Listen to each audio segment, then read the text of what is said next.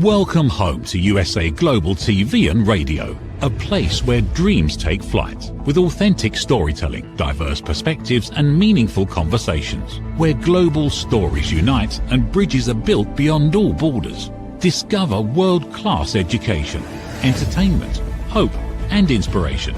Together, we're building bridges worldwide. Subscribe to our channel, USA Global TV. Download our app, USA Global TV. Be our guest or join our team. Visit usaglobaltv.com.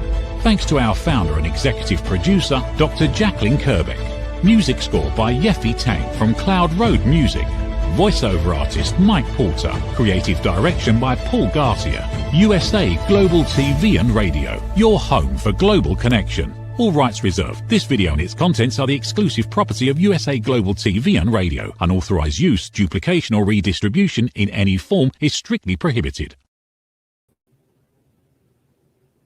Can you reverse age-related muscle loss?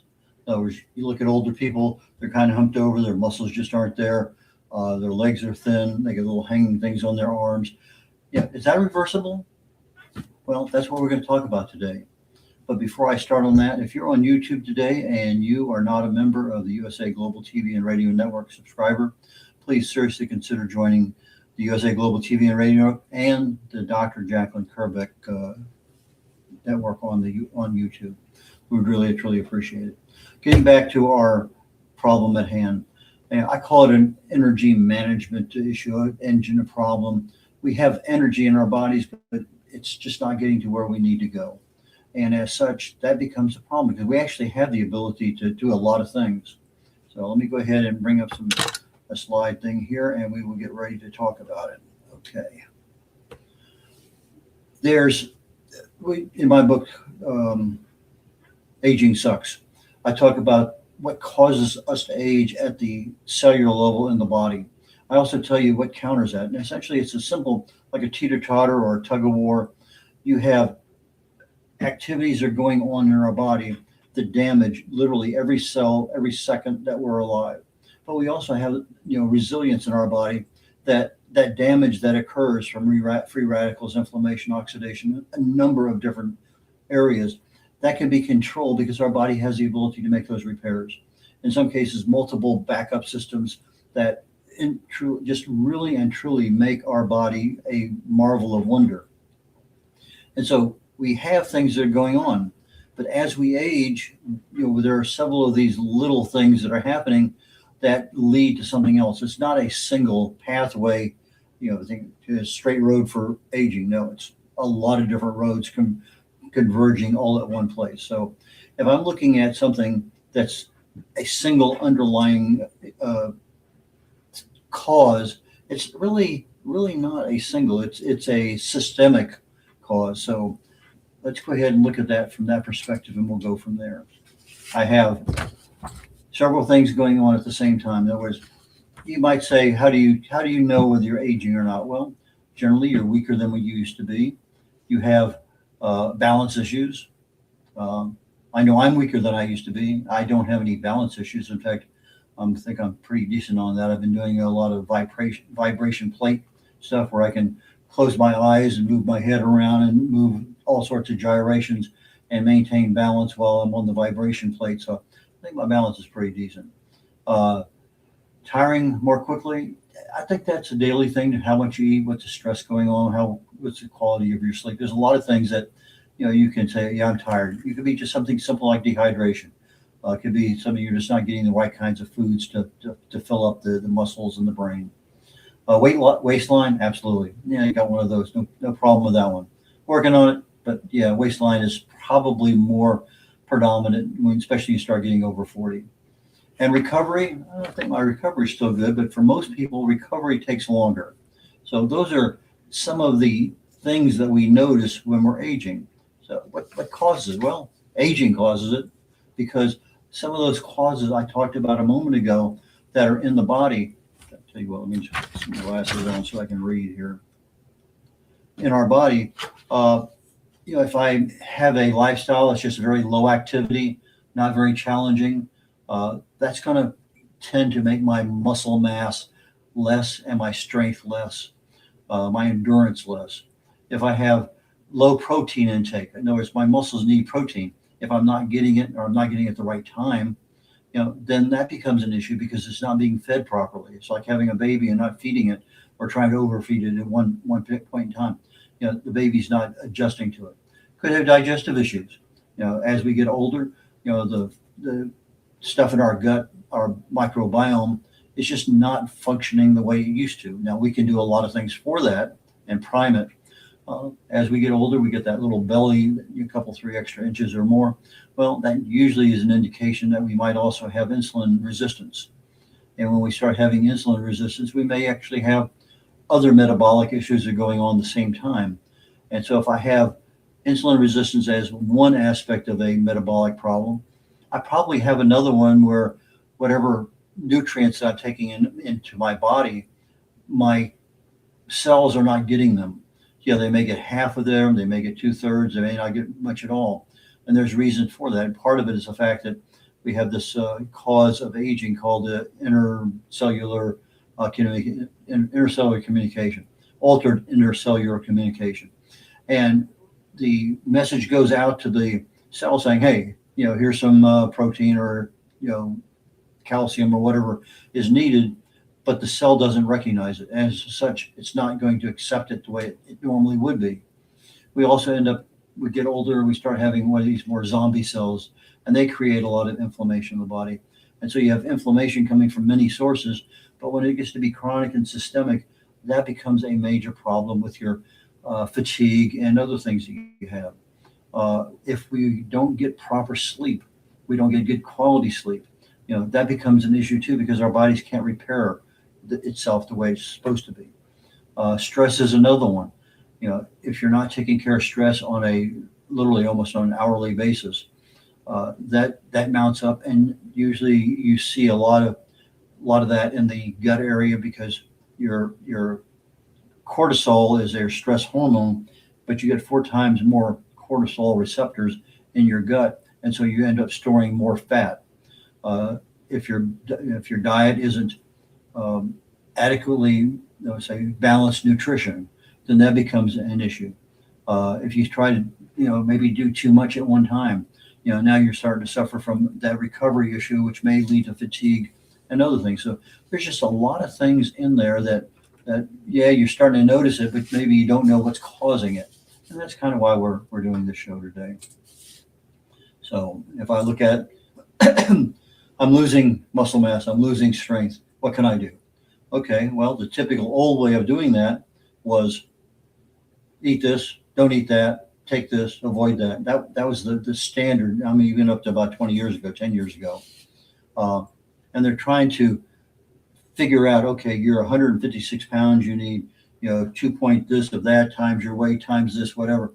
And they're trying to figure out where your things are coming from. And they're saying, okay, you need some carbohydrates, but you don't need it from bread and rice and pasta and other things. You need it from berries and spinach and other kinds of things. So they're trying to pick the right places to get this. But as I talked about last week, there is no essential carbohydrate in your body. You can live your entire life and never have a carb, because your body converts muscle, it converts protein and fats into carbs in the places in the body that we need it.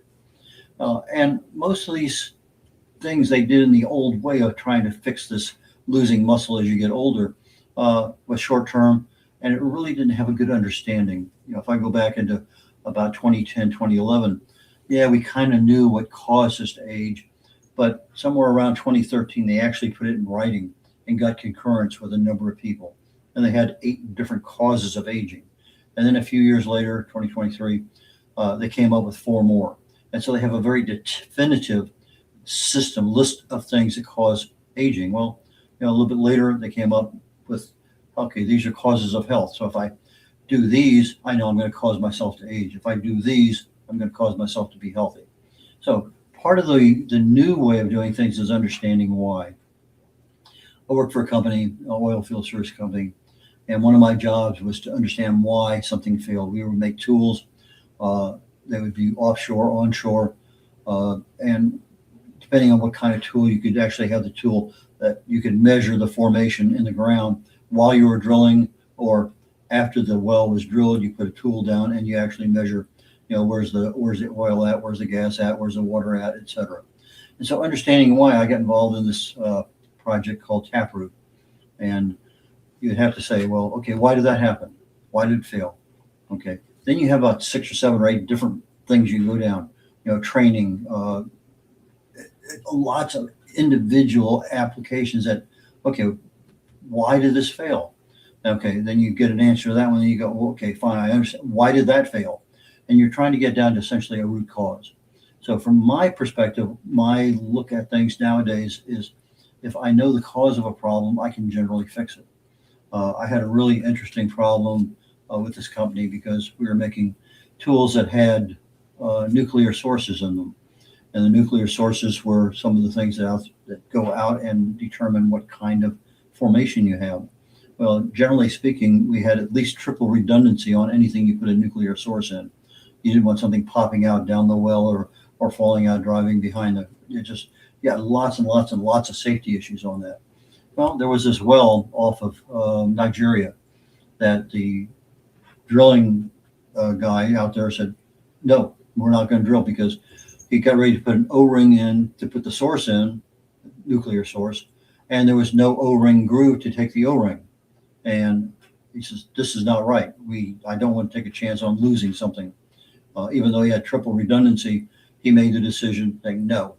So we got that, back very, very quickly to our manufacturing facility. And the first thing I did was, how many do we have in inventory? Okay, go out and look at them. I had 3 of them there. All 3 did not have an O-ring. Okay, why? Okay, well, I started with receiving inspection. Show me the drawings that had, and show me where this thing is at. Okay, well, the drawing has it. The drawings are supposed to be there. Well, what happened? Why did it get here without that? Well, it turned out the part was made in Austria. They typically have other parts that are sent in. There was an issue with inventory. They didn't get the part that they needed, so they would typically put that part in and then machine the O-ring. Okay, so it was a process problem. The company had said, we don't have that part that you need. Send us, we'll get it over here and do it ourselves. Okay, miscommunication, taking things out of process, that's a problem. Then I'd say, okay, why didn't you inspect it here when it came in the door? And we pull up the deal, and there it is. There's a dimension. There's everything's supposed to be there, but it wasn't checked. Okay, things happen, but it's the only thing on the page that wasn't checked. The knowledge of the inspector, had been there 20 years, should have caught it. He catches it every other time.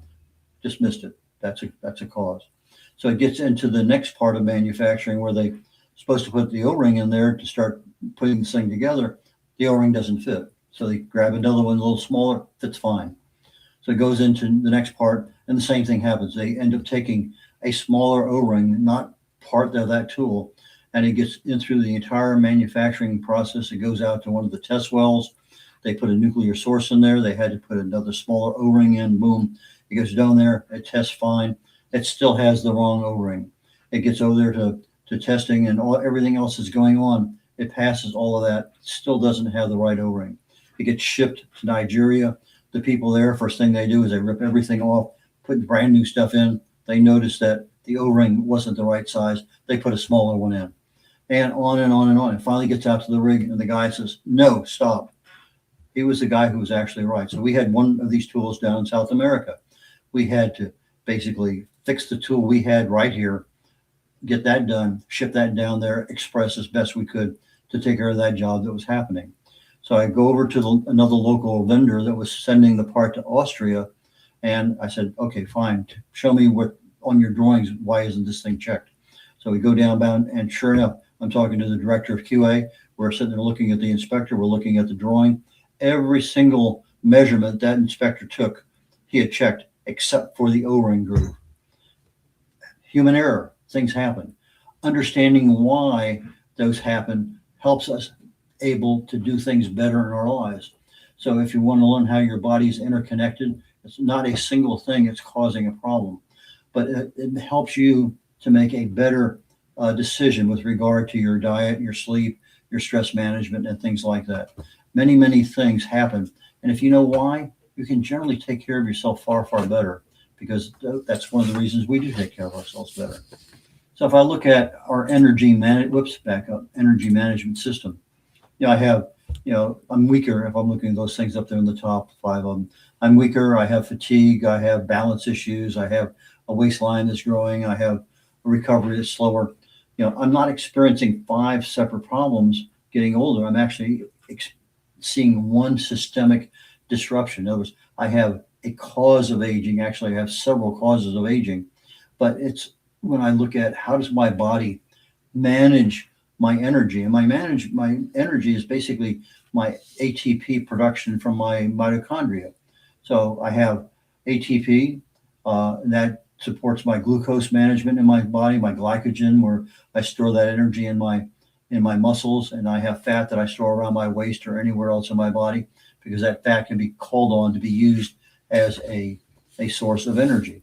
You hear about the ketogenic diet, where now we're not using glucose for a body fuel, we're using ketones, fat, for our body fuel. So you go on a ketogenic diet, and I went on one Atkins many years ago, and I lost 7 inches in my waist and 44 pounds, I think, in 4 months. And I loved it. I thought it was the neatest thing in the world.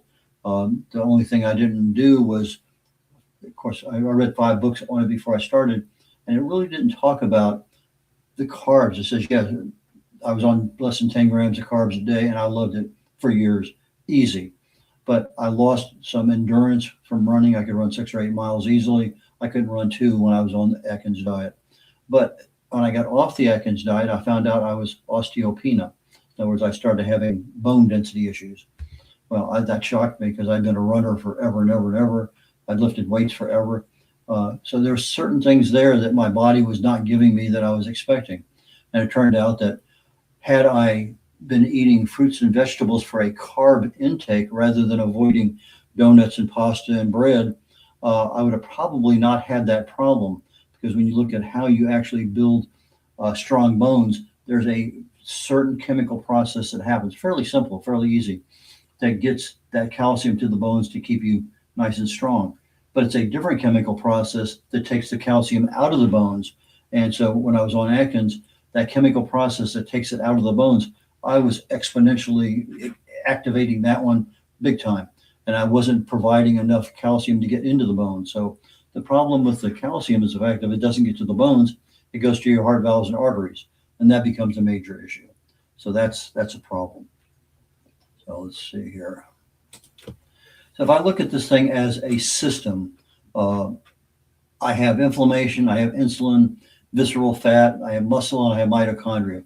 Mitochondria is the one that actually generates the ATP, your energy. That's down inside your cell. You have quite a few of them in every cell. And if you're working out and you're building your muscles and you're improving your strength and your endurance and your mass, you're actually, one of the things that happens is your cells actually grow new mitochondria. So let's say you have 100. I know you got a lot more than that. Let's say you have 100 and you're working out all the time. Okay, next month maybe you have 110 or 115, because the more you work out, the more you exercise, the more you're forcing your cells to create new mitochondria, which creates new energy, because now you have a new demand on that energy. But your health requires that energy too. It requires just as much as your muscles do, your brain and everything else. But when you start having visceral fat, that actually it's an organ right next to your other organs for all practical purposes. We think of it as fat, but it acts like an organ. It actually creates inflammation, creates a lot of problems. Insulin is an issue. Inflammation, many sources of that. We'll talk about that in a moment. In fact, we're getting real close to a commercial break. So I think what I want to do, rather than jump into the next subject, is let's go ahead and take a commercial break now, and then we'll come back in about a minute and a half. What if many of the problems we associate with aging are not random? What if there are identifiable causes behind declining energy, chronic disease, and memory problems? We have been told that aging is simply something we must accept, that slowing down is normal, that growing older means growing weaker. But what if that's only part of the story? Why do some people remain active and engaged well into their later years? Why do others struggle with disease, fatigue, and declining health? What is happening beneath the surface? What processes drive aging? In Aging Sucks, researcher, educator, and author Red O'Loughlin explores what researchers have discovered about why we grow older. No medical degree required, no confusing jargon, just clear explanations of what researchers have discovered about the processes that influence aging. You cannot stop aging, but understanding its causes may help you make better decisions about your health, your future, and your quality of life. Because understanding comes before action. Action creates hope. Aging sucks. End the guesswork. There is hope.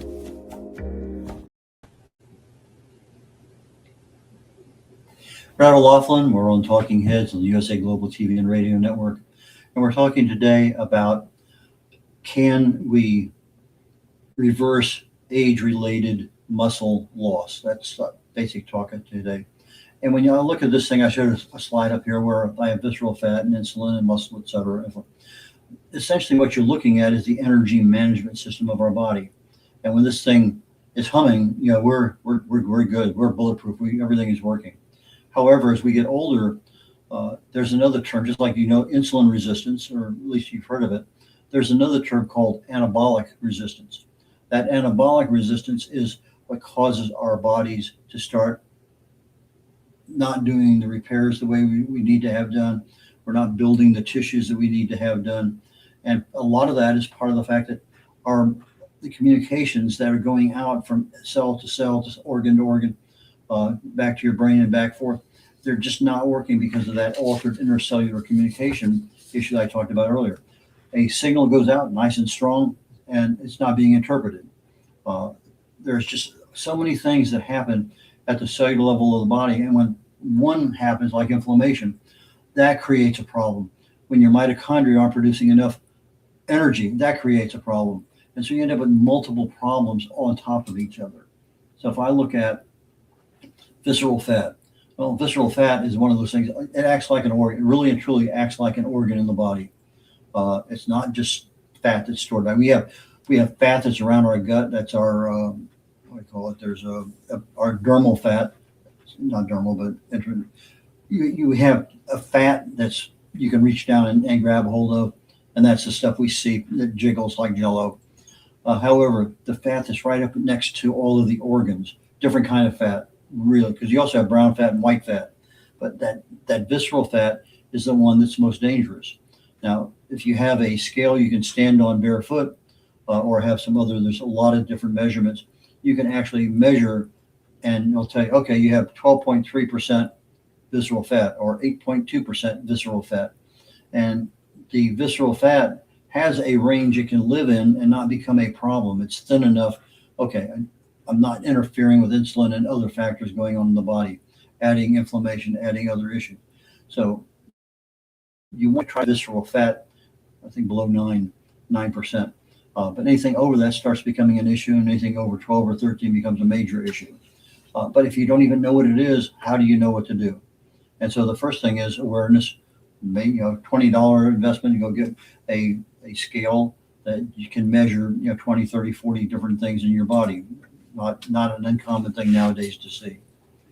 In a healthy state, everything is working. It's just magic.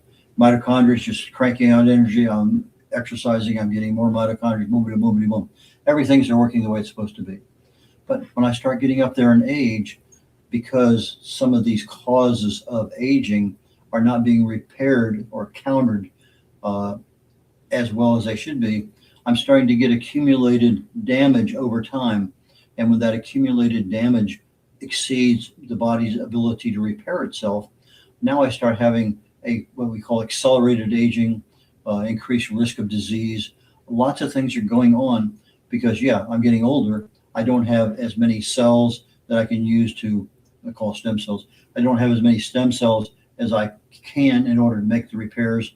If my kidney is not working right, the brain says, send that stem cell over there.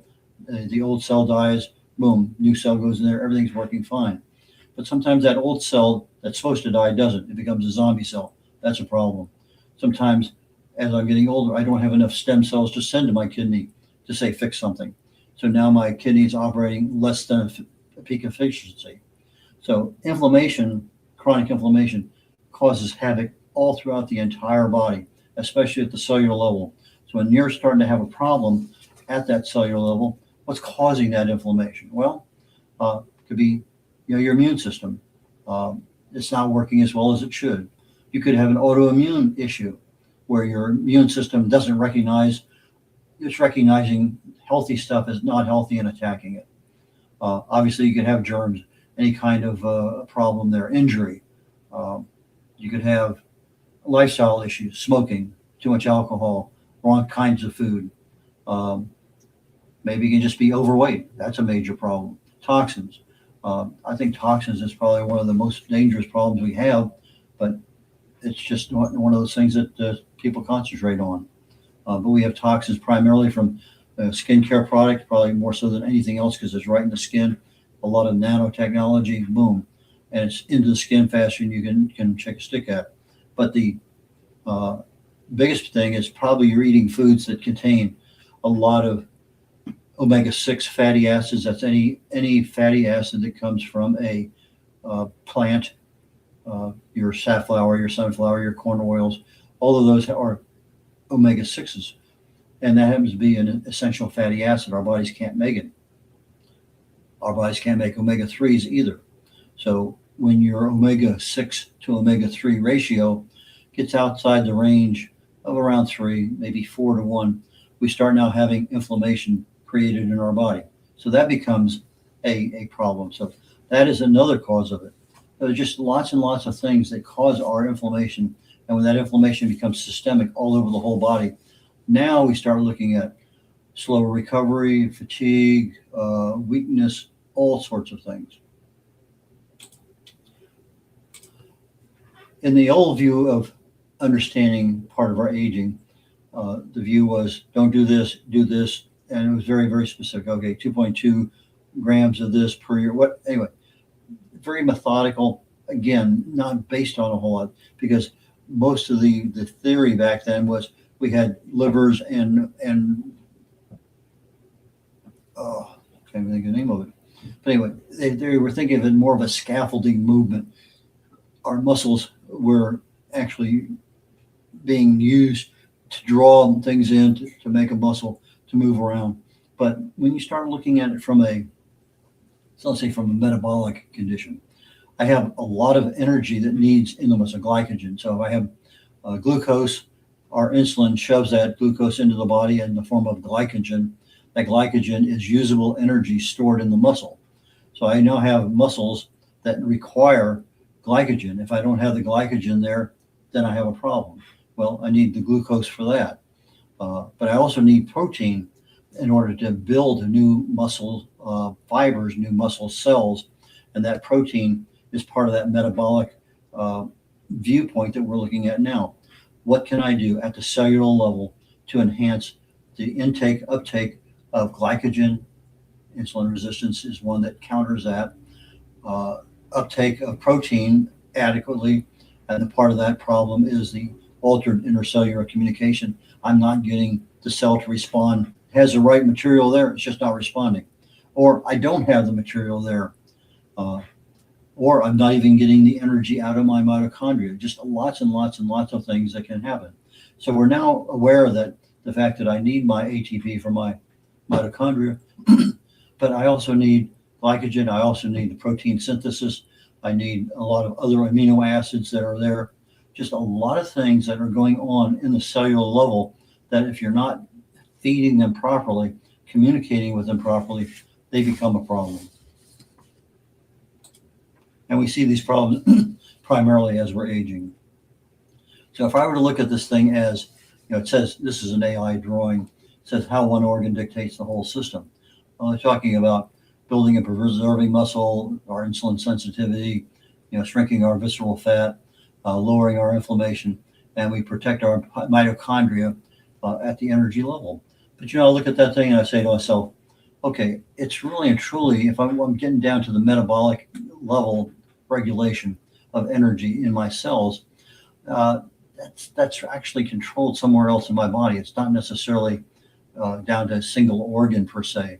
Because I look at it, what actually controls my metabolism is my hypothalamus, my thyroid, my pancreas, and my adrenals.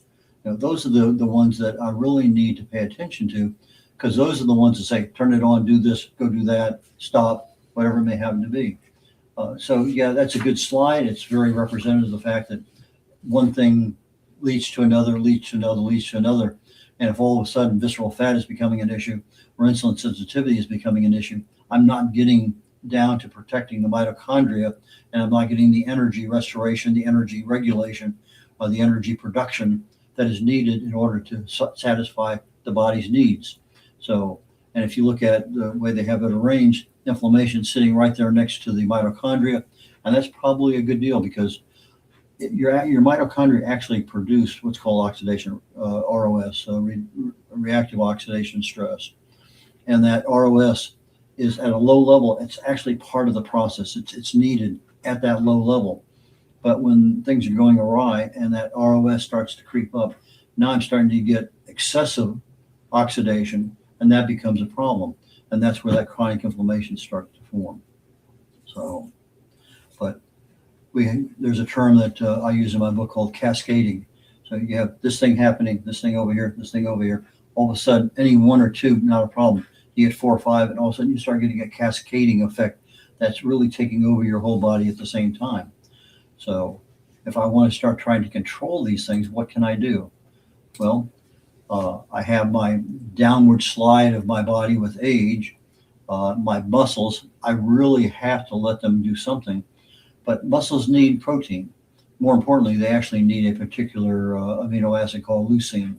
You get that eggs, a lot of sources, but eggs, salmon, meat, and that leucine is what is the communicator. So if you're not getting the right amino acid to the right cell to say, do this, then I have a problem, because I'm not going to accept what the body needs because I don't have the right messenger.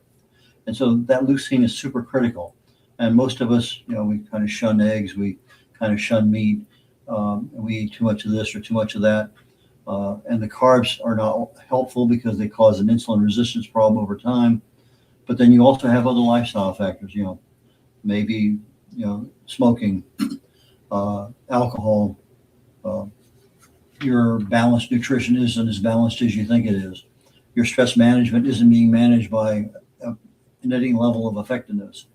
The quality of your sleep is no longer what you would consider high quality. But the thing is, each one of those things are, in fact, correctable. So if I want to say, let me start doing something, what can I do? Well, let's start with the things that come into your body, your food.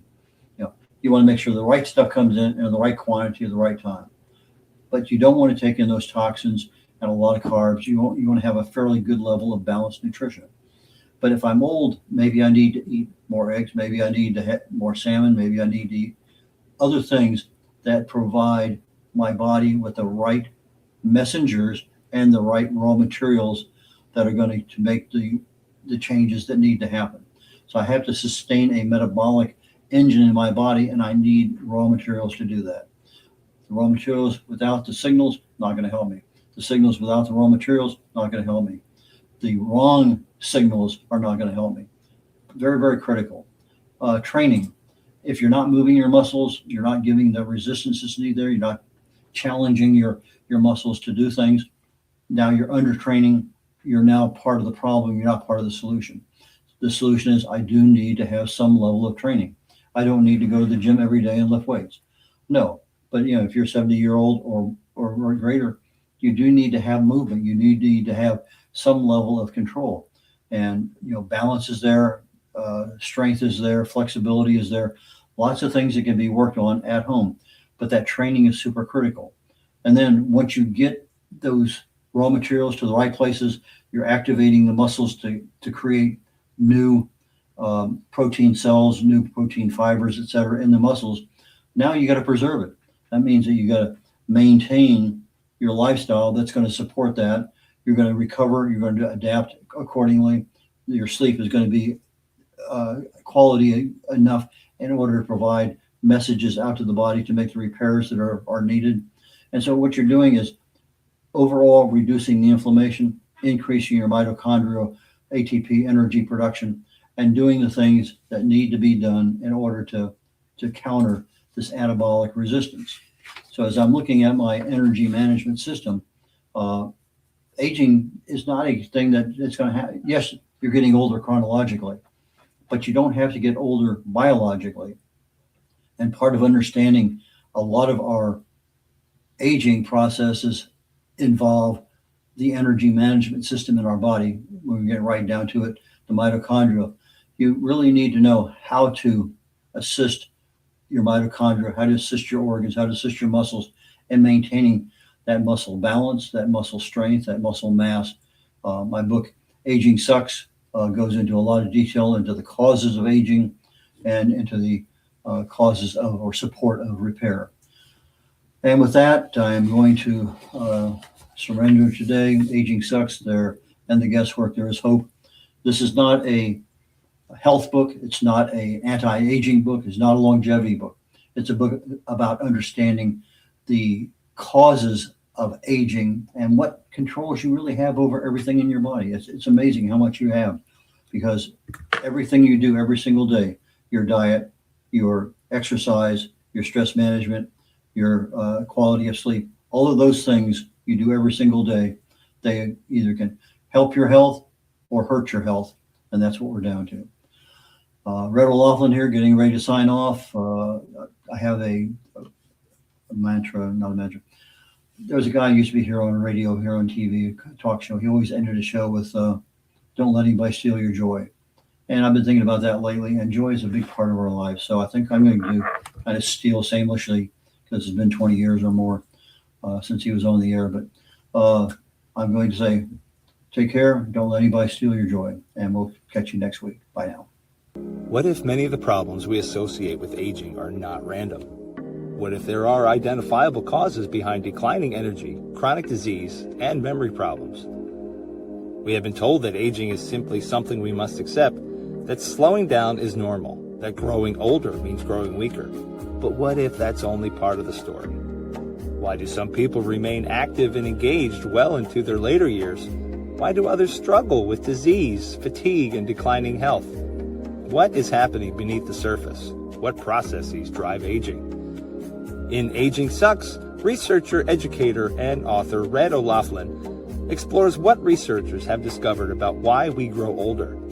No medical degree required, no confusing jargon, just clear explanations of what researchers have discovered about the processes that influence aging.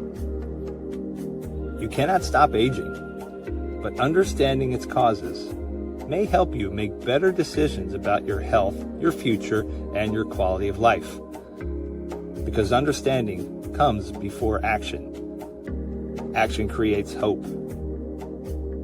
Aging sucks. End the guesswork. There is hope. Thank you, viewers and listeners of USA Global TV and Radio, for joining us today. We're honoured to have your time and attention as part of our global community. At USA Global TV and Radio, we believe in the power of authentic conversations, meaningful connections, and creating a world of possibilities together. Want to be part of something bigger? Join our team of elevated listeners at usaglobaltv.com, a space where your voice matters and your ability to listen transforms relationships. Stay connected with us across all our platforms for thought-provoking discussions, expert insights, and empowering stories. Subscribe to our channels at youtube.com/c/USA Global TV. Follow us on social media and explore the endless opportunities we're creating for growth, learning, and inspiration. Together, we're not just broadcasting, we're building bridges and changing lives one conversation at a time. For inquiries, contact us at info@usaglobaltv.com. Produced by Executive Producer and Director Dr. Jacalyn Kerbeck. Voiceover by Mike Porter. Creative direction by Paul Garcia.